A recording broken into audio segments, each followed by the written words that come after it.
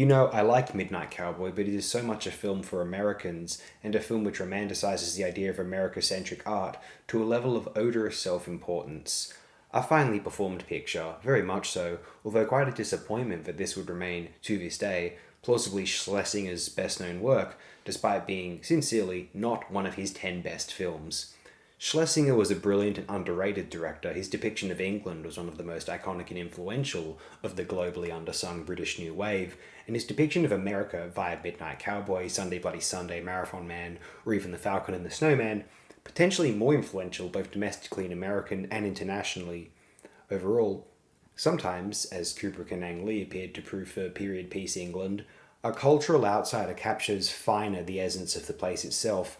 Think of how Wenders, Troll, or even Werner Herzog, or Antonioni for then contemporary swinging 60s London, England, had depicted America. Except Schlesinger's was not of a romantic, continental, philosophically inclined Western European, but a jaded kitchen sink warrior of the UK's finest generation of film directors.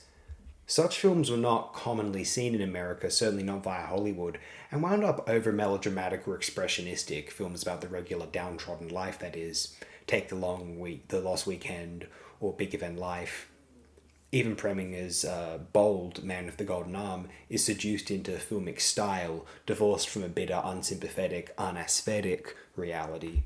And so it took an Englishman to depict America the way Schlesinger had, one of the finest directors of actors ever to work, from coordinating the casts of a kind of loving, darling, and Far From the Madding crowd, bringing to acclaim players such as Voight and Hoffman, enabling the late career renaissance, tragically short-lived, of Australia's own somewhat Peter Finch, overseeing Olivier's most memorable late career role, as well as several wholly iconic extras within Marathon Man, and then the tour de force that was realising Alan Bennett's An Englishman Abroad, Alan Bates as Guy Burgess, Carol Brown as herself, adapted by screenwriter Bennett from Brown's own anecdote about conversing clandestinely with Burgess, the infamous English traitor. The best component of this film is an iconic theme song sung by Harry Nilsson, surprisingly not written by Nilsson but performed and rearranged quite evidently. The original had been written and recorded by one Fred Neil. The Nilsson version has the best mumble-sung rendition of the previously heard sung lyrics in popular music history, maybe. Wow, wow, wow, wow, wow, wow, wow, wow, wow, wow, wow, wow, wow. Very decent film, though inferior to, also nominated for Best Picture in 1969, George Roy Hill's Butch Cassidy and the Sundance Kid, and certainly to Costa Gavra's unbelievable masterwork, Zed.